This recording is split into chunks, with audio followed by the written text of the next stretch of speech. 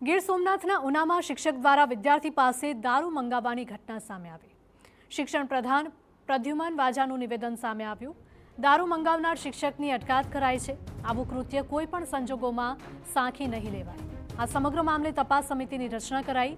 શિક્ષકે કરેલા કૃત્ય બદલ શિક્ષાત્મક કાર્યવાહી પણ થશે।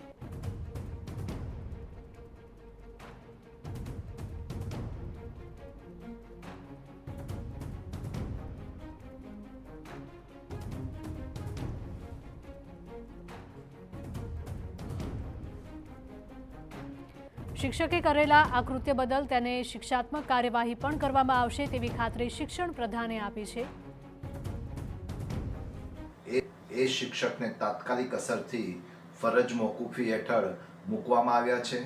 આ ઘટનામાં તપાસ સમિતિની પણ રચના થઈ ગઈ છે અને તપાસ સમિતિના અહેવાલના આધારે શિક્ષાત્મક કાર્યવાહી પણ કરવામાં આવશે।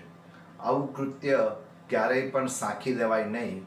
ગીર સોમનાથ જિલ્લાના પોલીસ અધિક્ષકશ્રી સાથે પણ વાત કરી અને આ ઘટનામાં કાયદેસર પોલીસની કાર્યવાહી કરવા માટે સૂચના આપેલી હતી અને તેના પરિણામે આજે શિક્ષક વિરુદ્ધ FIR નોંધી અને તેની કાયદેસર અટક કરવામાં આવી છે।